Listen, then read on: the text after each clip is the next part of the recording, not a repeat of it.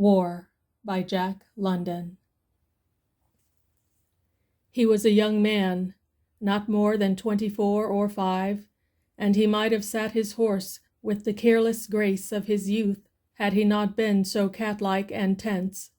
His black eyes roved everywhere, catching the movements of twigs and branches, where small birds hopped, questing ever onward through the changing vistas of trees and brush, and returning always to the clumps of undergrowth on either side.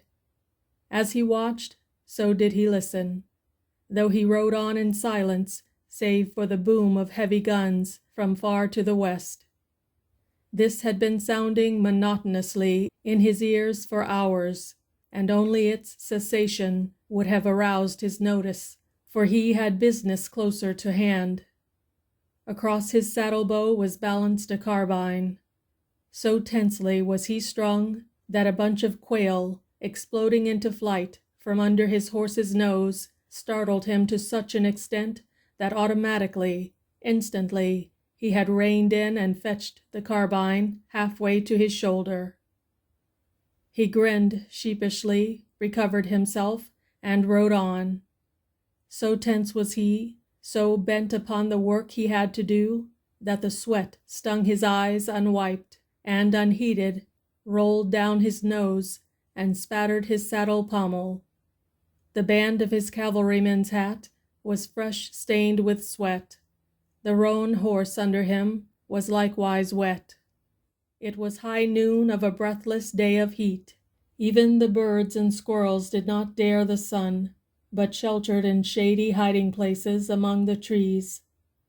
Man and horse were littered with leaves and dusted with yellow pollen, for the open was ventured no more than was compulsory. They kept to the brush and trees, and invariably the man halted and peered out before crossing a dry glade or naked stretch of upland pasturage. He worked always to the north, though his way was devious, and it was from the north that he seemed most to apprehend that for which he was looking. He was no coward, but his courage was only that of the average civilized man, and he was looking to live, not die. Up a small hillside he followed a cow path through such dense scrub that he was forced to dismount and lead his horse. But when the path swung around to the west, he abandoned it and headed to the north again along the oak-covered top of the ridge. The ridge ended in a steep descent, so steep that he zigzagged back and forth across the face of the slope, sliding and stumbling among the dead leaves and matted vines, and keeping a watchful eye on the horse above that threatened to fall down upon him. The sweat ran from him, and the pollen dust, settling pungently in mouth and nostrils, increased his thirst. Try as he would, nevertheless, the descent was noisy, and frequently he stopped, panting in the dry heat, and listening for any warning from beneath. At the bottom he came out on a flat so densely forested that he could not make out its extent. Here the character of the woods changed, and he was able to remount. Instead of the twisted hillside oaks, tall straight trees, big-trunked and prosperous, rose from the damp, fat soil. Only here and there were thickets, easily avoided, while he encountered winding, park-like glades where the cattle had pastured in the days before war had run them off. His progress was more rapid now as he came down into the valley, and at the end of half an hour he halted at an ancient rail fence on the edge of a clearing. He did not like the openness of it, yet his path lay across to the fringe of trees that marked the banks of the stream. It was a mere quarter of a mile across that open, but the thought of venturing out in it was repugnant. A rifle, a score of them, 1,000, might lurk in that fringe by the stream. Twice he essayed to start, and twice he paused. He was appalled by his own loneliness. The pulse of war that beat from the west suggested the companionship of battling thousands. Here was naught but silence and himself, and possible death-dealing bullets from a myriad ambushes. And yet his task was to find what he feared to find.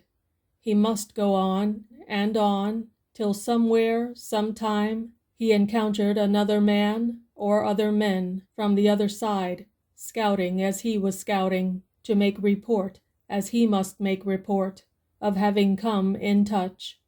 Changing his mind, he skirted inside the woods for a distance and again peeped forth. This time, in the middle of the clearing, he saw a small farmhouse.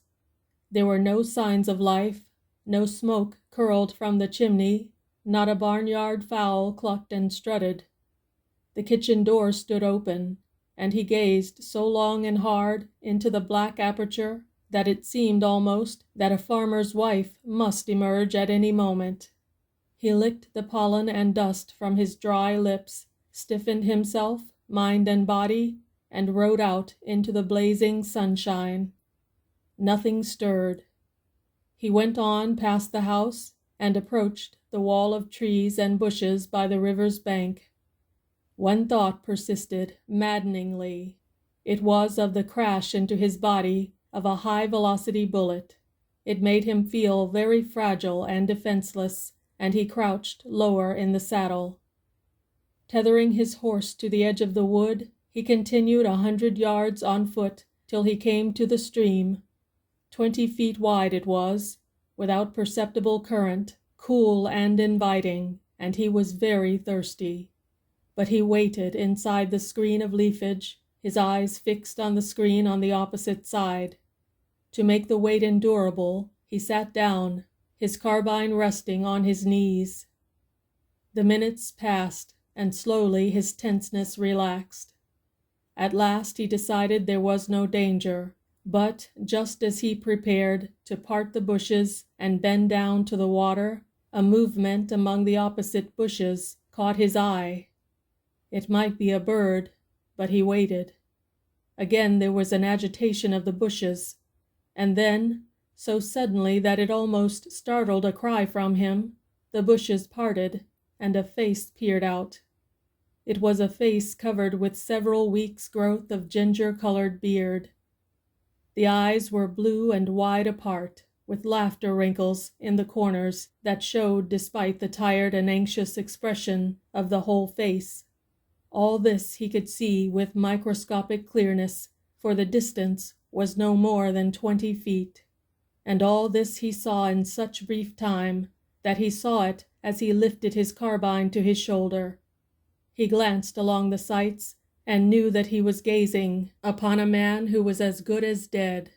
It was impossible to miss at such point-blank range. But he did not shoot. Slowly he lowered the carbine and watched. A hand, clutching a water bottle, became visible, and the ginger beard bent downward to fill the bottle. He could hear the gurgle of the water. Then arm and bottle and ginger beard disappeared behind the closing bushes. A long time he waited, when, with thirst unslaked, he crept back to his horse, rode slowly across the sun-washed clearing, and passed into the shelter of the woods beyond. Another day, hot and breathless, a deserted farmhouse, large, with many outbuildings and an orchard, standing in a clearing. From the woods on a roan horse, carbine across pommel, rode the young man with the quick black eyes. He breathed with relief as he regained the house. That a fight had taken place here earlier in the season was evident. Clips and empty cartridges, tarnished with verdigris, lay on the ground, which, while wet, had been torn up by the hoofs of horses. Hard by the kitchen garden were graves, tagged and numbered. From the oak tree by the kitchen door, in tattered, weather-beaten garments, hung the bodies of 2 men. The faces, shriveled and defaced, bore no likeness to the faces of men. The roan horse snorted beneath them, and the rider caressed and soothed it, and tied it farther away. Entering the house, he found the interior a wreck. He trod on empty cartridges as he walked from room to reconnoiter from the windows. Men had camped and slept everywhere, and on the floor of one room he came upon stains unmistakable where the wounded had been laid down. Again, outside, he led the horse around behind the barn and invaded the orchard. A dozen trees were burdened with ripe apples. He filled his pockets, eating while he picked.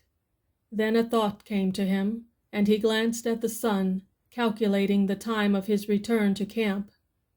He pulled off his shirt, tying the sleeves and making a bag. This he proceeded to fill with apples. As he was about to mount his horse, the animal suddenly pricked up its ears. The man, too, listened and heard faintly the thud of hoofs on soft earth. He crept to the corner of the barn and peered out. A dozen mounted men, strung out loosely, approaching from the opposite side of the clearing, were only a matter of 100 yards or so away. They rode on to the house. Some dismounted, while others remained in the saddle, as an earnest that their stay would be short. They seemed to be holding a council, for he could hear them talking excitedly in the detested tongue of the alien invader. The time passed, but they seemed unable to reach a decision. He put the carbine away in its boot, mounted, and waited impatiently, balancing the shirt of apples on the pommel. He heard footsteps approaching, and drove his spurs so fiercely into the roan as to force a surprised groan from the animal as it leaped forward. At the corner of the barn he saw the intruder, a mere boy of 19 or 20, for all his uniform, jump back to escape being run down. At the same moment, the roan swerved, and its rider caught a glimpse of the aroused men by the house. Some were springing from their horses, and he could see the rifles going to their shoulders. He passed the kitchen door and the dried corpses swinging in the shade, compelling his foes to run around the front of the house. A rifle cracked, and a second, but he was going fast, leaning forward, low in the saddle, one hand clutching the shirt of apples, the other guiding the horse. The top bar of the fence was 4 feet high, but he knew his roan and leaped it at full career, to the accompaniment of several scattered shots. 800 yards straight away were the woods, and the roan was covering the distance with mighty strides. Every man was now firing. They were pumping their guns so rapidly that he no longer heard individual shots. A bullet went through his hat, but he was unaware, though he did know when another tore through the apples on the pommel. And he winced and ducked even lower when a third bullet, fired low, struck a stone between his horse's legs and ricocheted off through the air, buzzing and humming like some incredible insect. The shots died down as the magazines were emptied, until quickly there was no more shooting. The young man was elated.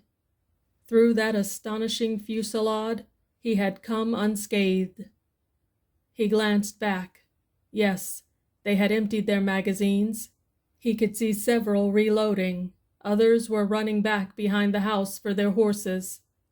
As he looked, 2 already mounted came back into view around the corner, riding hard, and at the same moment he saw the man with the unmistakable ginger beard kneel down on the ground, level his gun, and coolly take his time for the long shot.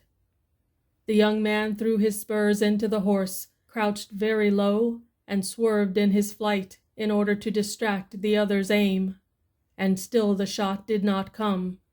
With each jump of the horse, the woods sprang nearer. They were only 200 yards away, and still the shot was delayed.